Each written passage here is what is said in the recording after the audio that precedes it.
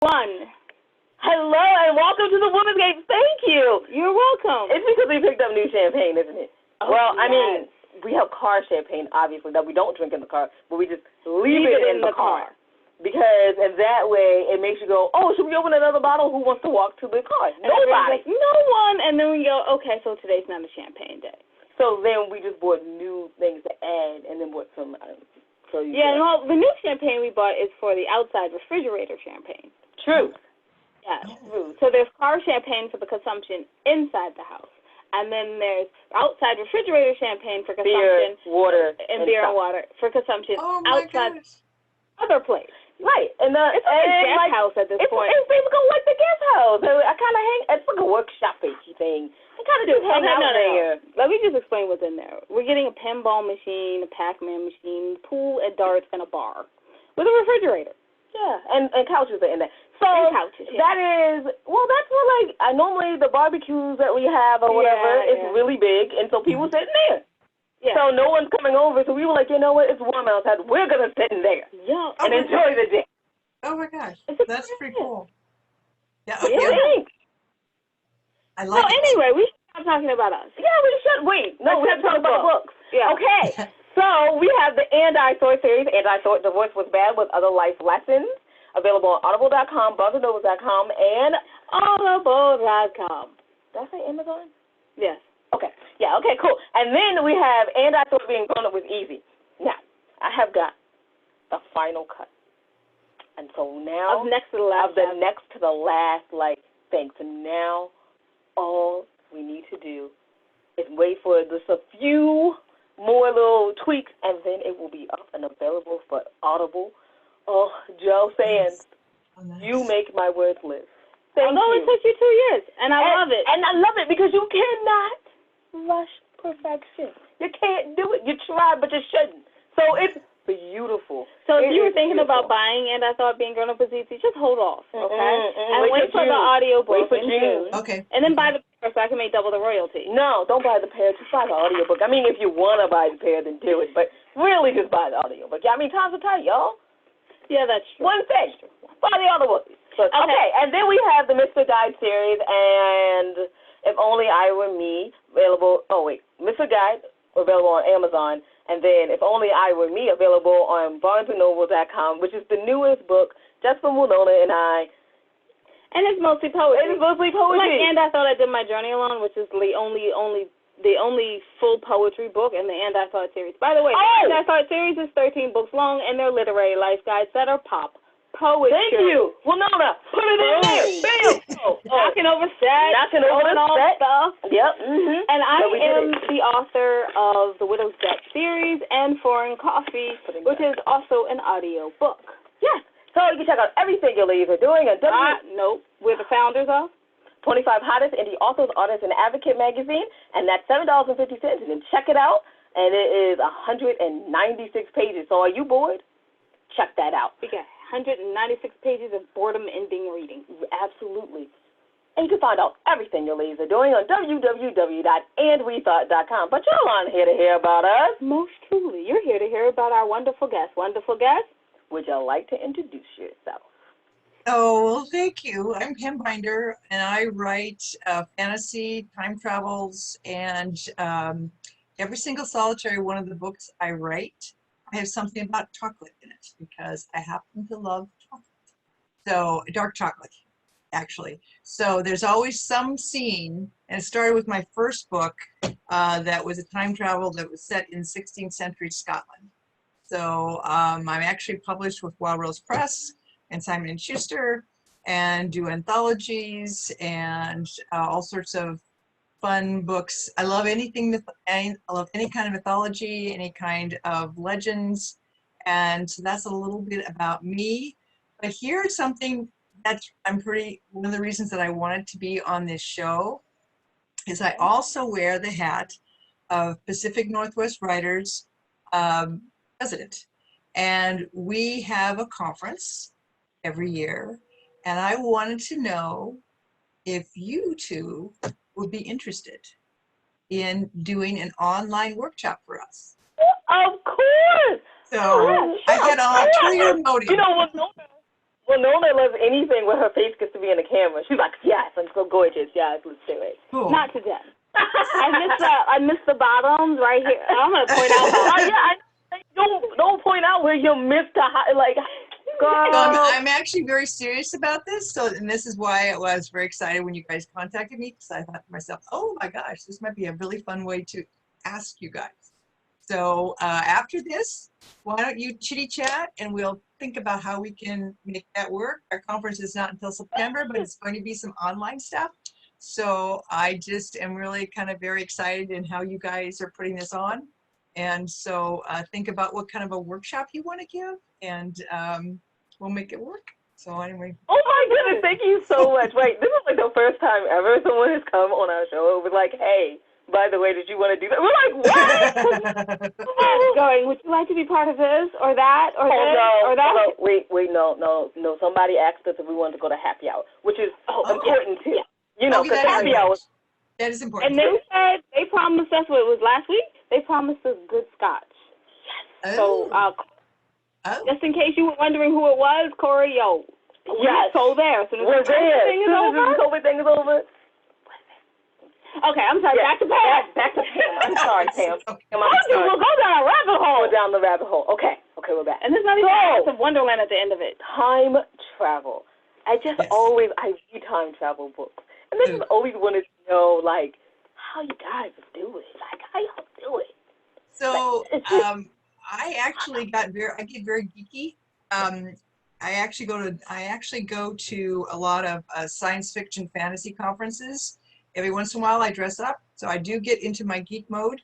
So that's another little bit about me. I mean, I actually come by it kind of naturally because I had imaginary friends and out-of-body experiences before I was 8. So, hey, it's just kind of segued. But I actually, the biggest highlight in my life, the most important person I ever met was Dr. Stephen Hawking. There was a guy in the wheelchair. He and I had an actual conversation. I mean, he typed, I talked, because I had written to him and asked him if I could put his theory of time travel, because he had one, in one of my books. So I put his theory of time travel in my first time travel book, because like I said, I get very geeky. I want to have the science right, or I want to have the mythology right about the time travel piece. And so that's a little bit about me. So anyway, I picked places that I would really love to go myself if I had a chance. And every book I write, in addition to having chocolate in it, is I always like it to be a teaching moment, so that you learn something about history. I was a history major, so I want it to be as authentic as it can be, so that it's, so the people that you meet back in my books or the times are right. So I just try to, because I fell in love with books because of that, because you learn something from it. And that's what I wanted to do with moving forward. Not to get textbooky, but just to know that you could learn. So that was fun. And I learned a lot about the law through reading John Grisham. I'm not gonna lie. I learned a lot about and corporate law by reading romance novels. You would not believe that, right? So it's like, what? Huh? No, I believe you always have the billionaire, and then the billionaire has to run his corporation at some point. So you learn like just a little bit, and then you fact check it, and you're like, oh my goodness, this is real. Yeah. And then I've learned most of my corporation and business stuff that way. Because I mean, sitting in a business class is fun-ish. I mean, I have a degree in business. They're fun-ish. It's fun-ish, but it's more fun to read that way. Anyway, I do have a question. Oh wait, I just wanted to say one more thing about books, and then I'll be done. So also, I learned what to keep in like an emergency kit thing that you give to homeless people, like on the street when they ask you for money, from the street lawyer from John Grisham. Really? Oh, that's awesome. Yeah. That is very awesome. And like really, like that book opened my eyes to like the homeless crisis that we were having, and ever since then I have been so about. Oh, okay. Did you want this? It's hot outside, so you need this water. You need this. Oh, that's cool. I mean, I give them money too, but I like to give blankets and stuff. Right. I know. I agree with you. Yeah. And that's I think a lot of people, when they don't realize that about books, is that authors are very, very serious about making sure that they're accurate. And so, I've learned so many things about my about different kinds of things from books that you, like you said, I would not, I have a son who's an attorney and he loves reading briefs and all those kinds of things would put me to sleep.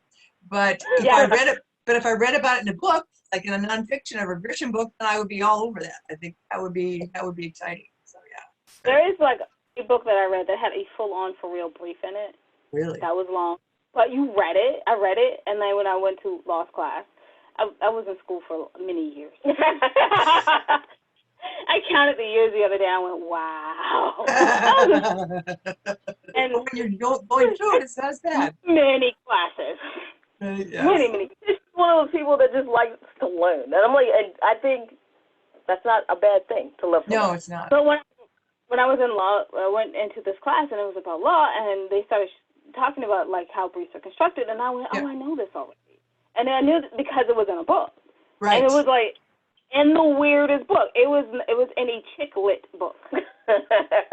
But see, people that write romance are very serious. They because I like to write romance as well, and they're very serious about and they take it very, very seriously. So yeah, absolutely. So your real question. My real question. Oh, and I wanted to say before the other thing is I remember I read a post on Facebook one day. Yes, I'm old and I still read Facebook sometimes. We're not old. We do business, and business is done on Facebook. Yeah, more than IG, but right now. But anyway, the point was, it was like, so I became a nuclear physicist last night, and the person goes, so what do you do for a living? He's like, I'm an author. And I thought about it, and I was like, everything that you write about, you have to research, and you have to get most of the details really right. So you become a semi-expert in the field within like a year. Right. Because you got to get the book done. Because you're researching it and you're checking your facts. Absolutely, because your readers, you don't know that you might be the reader might be an attorney or a nuclear physicist or or engineer or whatever the heck it is, and you want to make sure that they don't go, wait, what? No, this is not going to happen. So yeah, it's important. I think it's important. So okay, real question. Yeah. So with time travel, it's really important to get that plot and timing correct. How do you keep track? And then how do you balance the lovely and scientific information with the actual fiction part to keep us interested? So do you do storyboards? Do you do index cards? Wow. You could do postcards. You could be like, I wish I was in Hawaii, but I'm writing my book. Here's my point for this one. Boom. Wish I was in Yellowstone. So I actually learned this technique from I met through it was a weird. I won't go through the whole. I met him, but I met the son of Frank Herbert who wrote Dune, and it was and he told me that because he was writing the prequels to his father's book Dune, and he said the way he kept his plots straight is he had 3x5 cards, and so what he would do is he would have them in different colors. Like you can get red, blue, green, purple, yellow, all different kinds of colors. And so you get a stack of all those multicolored 3x5 cards. And then what he would do is he would assign a plot to the color. So in other words, just if there's a romance, then that would be the pink colors or the red cards. If it was a mystery, it would be maybe the blue cards. If it was a political conflict, it would be maybe the yellow. If it was a murder case, it would be maybe the pink, and so forth and so forth, depending on how many plots he had. And so then the next step, so he would just write that out. So that was his master plan. So then what he would do is he would, on those cards, those stack of maybe cards that were romance, say, and they were pink or red, he would put down all the scenes that he wanted to have in that plot, okay?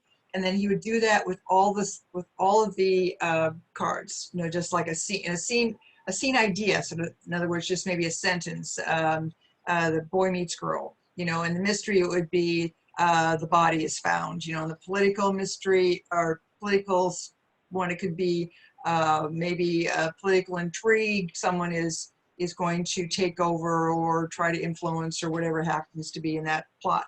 And so then what he would do is he would also assign chapters, and then he would spread them out on the floor, and he would see then where his holes were. So in other words, if he had in the beginning, all these cards, and in the chapters 1 through 5, all this stuff was mentioned, the mystery, the politics, the romance, the intrigue, and then maybe chapters 10, 11, 12, 13, and 14, he didn't have any scenes about the romance. He would know that that was a hole, so that he would need to actually then add something in that section. And I know that it sounds like, a lot of work, but I'm very visual. And so when I see everything laid out, I'm going, oh my gosh, I need to mention that, and it doesn't necessarily have to be a full-on scene. It could be just a mention within a scene. So in other words, you could, in a mystery scene, a scene that involves the mystery of the missing body or the dead body, it could also say, then there was a conflict with the romance, he wouldn't talk to her, or she wouldn't talk to him, or those kinds. So it's touched, so you don't lose the threads of all your plots. So anyway, so that's wow. That's That's awesome. Yeah, I might have to start doing that. I like it very much. I mean, I have to. The thing I like about that is, I know that some people talk, again, it depends, it's individual. I also teach writing, and so it depends on, your personal writing style. Some people love storyboards. I have tried to do storyboards, and I'm always knocking them down, or I'm always erasing the wrong thing, or I'm losing the sticky notes. So it just doesn't work for me. So you just have to and some people outlined, I can't do that. So you just have to do what works for you. Fine. I think the first time I ever did my first serious book, I think I did a timeline. And see, that's, yeah. I've always been able to remember the plot. So now it's in every detail. Now I'm getting older, y'all. Well, you have to do decide what I want to do now. Am I doing a storyboard? Well, and I did not do it. I did a young adult, and I'm working on the sequel to it, and it was so much fun, but I didn't do a timeline. And thank goodness I had a really good friend that was a critique partner, and I gave it to her to read it. And it took place in 16th century Ireland, and it was a full-on fantasy with, fairies and goblins and all sorts of stuff. And of course, because it was a fantasy, full moons are a really big deal, right? And I love full moons. So my critique partner said very gently and very sweetly, she says, so you've got 10 full moons over the course of 10 days. And she says, last time I checked, that's impossible. So I did not. I was so enamored with the idea of how cool a full moon looked. I didn't realize that in reality, you have the waning moon and the waxing moon and, the full moon, but you don't have 10 full days. Not happening. So I learned to do a timeline. Experience is a great teacher too. Yeah. Experience is a great teacher also. All right. So I have a question. So you mentioned that there's an upcoming conference. Right. Can you tell us again what the conference is and what people could expect? Okay.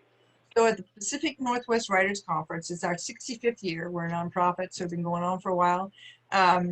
It's in September, and because of COVID, it's always been in-person conference. So we do not know how that will look.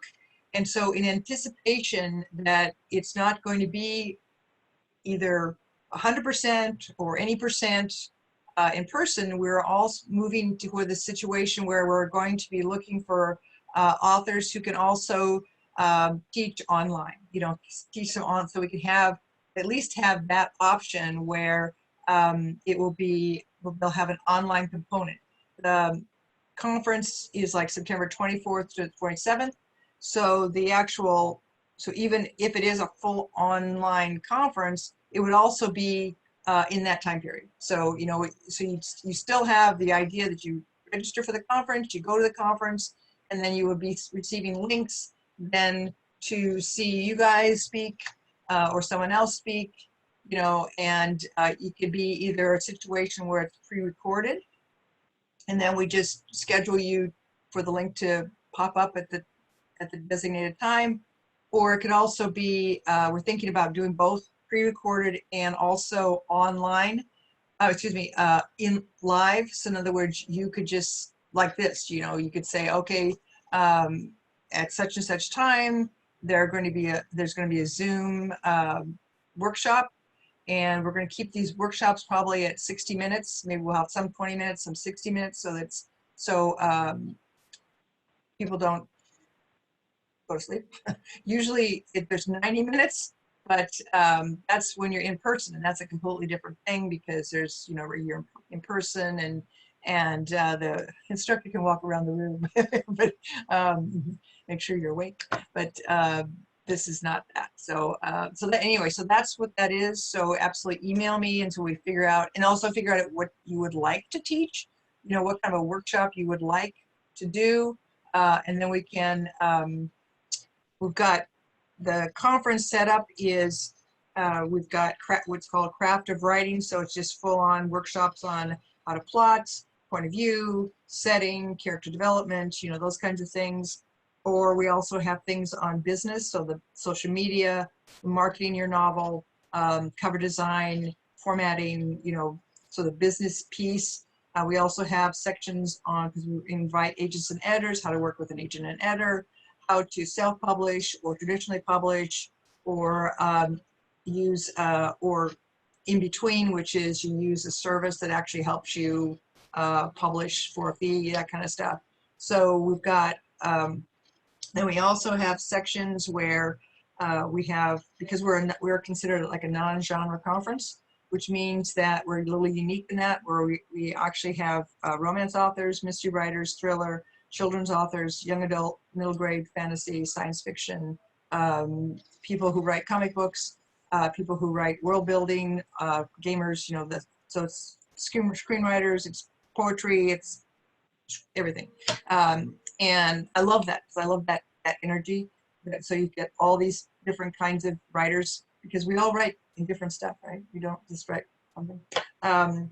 And so we also have those what are called tracks. So we'll have like maybe a science fiction fantasy track.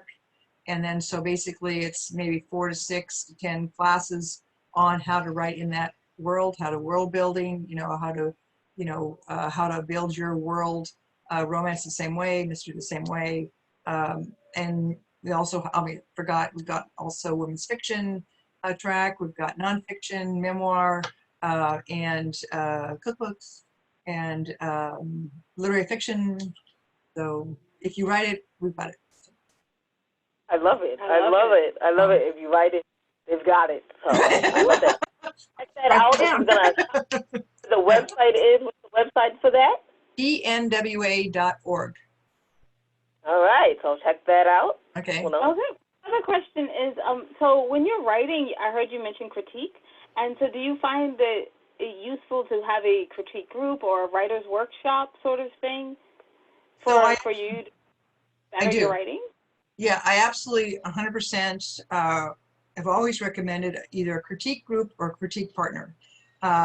With that said, one of the things I talk about when I'm teaching is how to set up a critique group.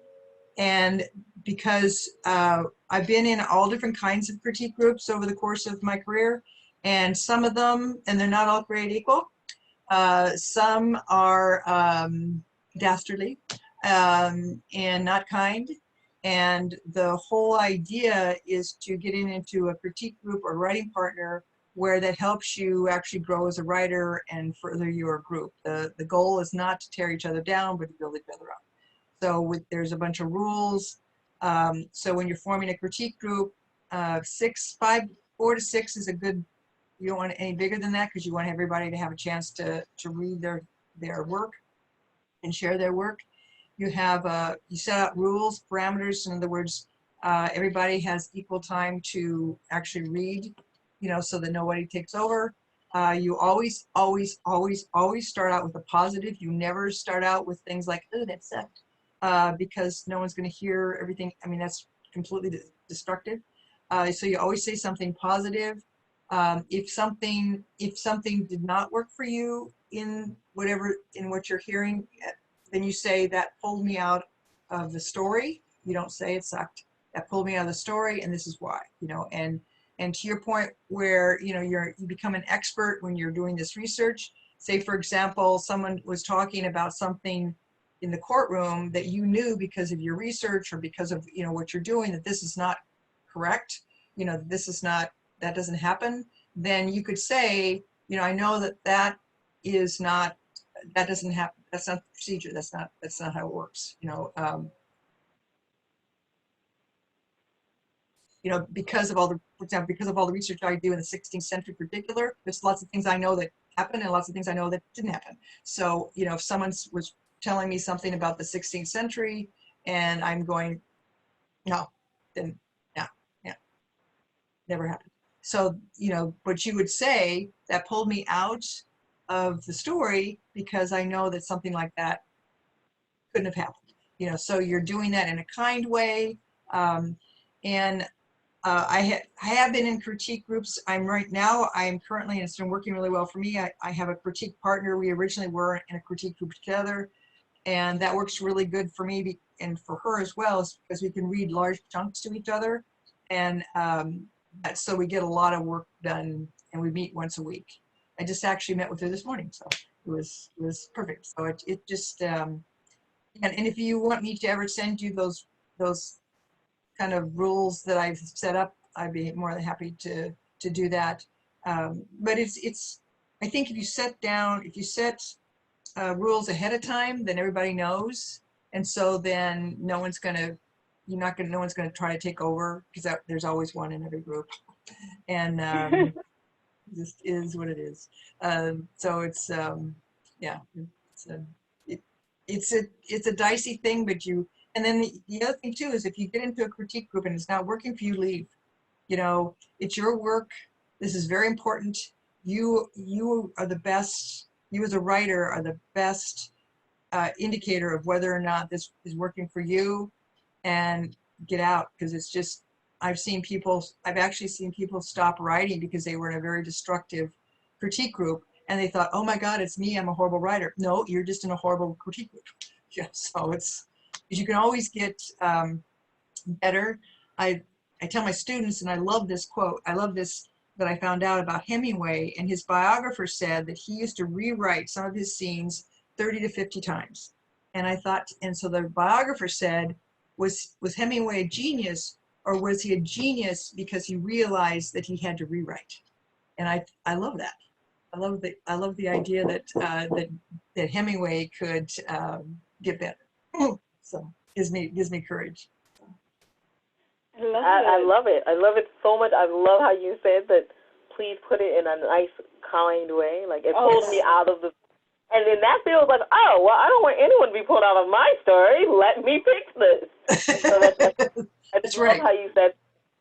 That's wonderful. So I just want to mention, for all my future editors out there, the notes are, it pulled me out of the story, not a giant red X. Correct. Yes.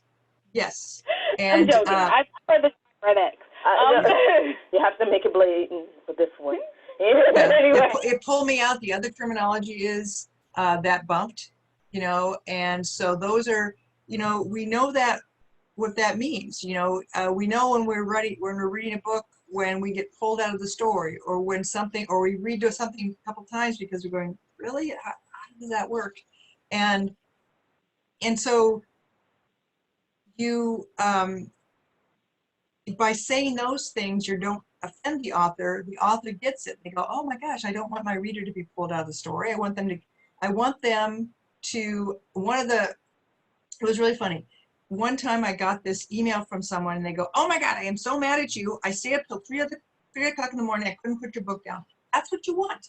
You want the book so smooth that someone can't put it down, and you get that by having a critique group that tells you when it's not smooth, basically is what I think it amounts to. So anyway, get on my soapbox. No, That's wonderful. That's wonderful. I mean, we had a beta reader once when we were coming out with, and I thought the voice was bad. They said, I don't get it. Like, they're like, I like it, but it's like the whole book. It's a nice collection, but I wish there was a thread that kind of pulls me through the collection.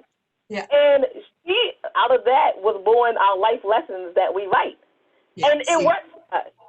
And had we never had that critique, had she never said, hey, like, I liked it, but then I kind of got right here, and I was like, I don't know, because I feel like I don't get the flow. If she would have never said that, then we would have produced this book, and we maybe wouldn't have been where we are. More than likely we wouldn't have. But whoever you were, because I don't remember now.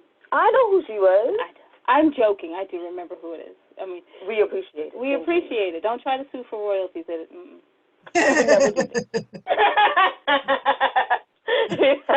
if I could take group? Yeah, he is one of our critique. I was trying to make a joke, but it did not go well. That's okay. Jade, last question. Oh my goodness, I'm sorry. Hold on, you got me. All right. The last question is, where can people find out more about you and on the internet, and where can people get your books? So just look up Pam Binder, Binder. So my books are, my most recent book was Christmas Night, and then The Inscription in January, and I've got a couple more coming out this year, maybe 3 this year. So just look Pam Binder, and my name will pop up. And binder is like a 3-ring binder, Binder, easy. So it just makes it easy. I saw your name and I was like, wait, like a binder? Oh. Like a 3-ring binder. I know, and yeah, some people mispronounce it, but it's binder, Binder. So easy. Well, you see it and automatically think it can't be like that. I know. That's exactly right. That's exactly right. They say it must be Binder. No, it must not. So. Well, thank you so much for coming on. We really appreciate it. And for surprising us. I know, right? Cool. And you have to email me. Promise me that you'll email me, okay? So we can get this. Absolutely. We're going to talk as soon as we start recording. We will talk. All right. Awesome.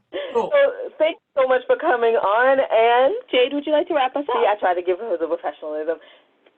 So you can find out everything your ladies are doing on www.andwethought.com. While you're there, take a moment, go to the ladies tab, go to the middle of the page, and you'll see charities that we highly support. Yes, we know that times are hard and money is tight, and we understand. But maybe you can donate your time or clothing, because let's be honest, it's a pandemic. We're all doing a little cleaning. And so you might have some extra boxes. Maybe you want to donate that, or just some knowledge to people, because they actually do need it. Thank you in advance, and just understand this is a win-win situation, a win for them and a win for you. Just remember, wisdom is all around you if you're open to finding it and accepting it. So peace and love, you guys. I'm going to do the hype voice today from Winona. Okay, hold on, wait. I gotta bring it up. And Jade! That's awesome. Bye-bye.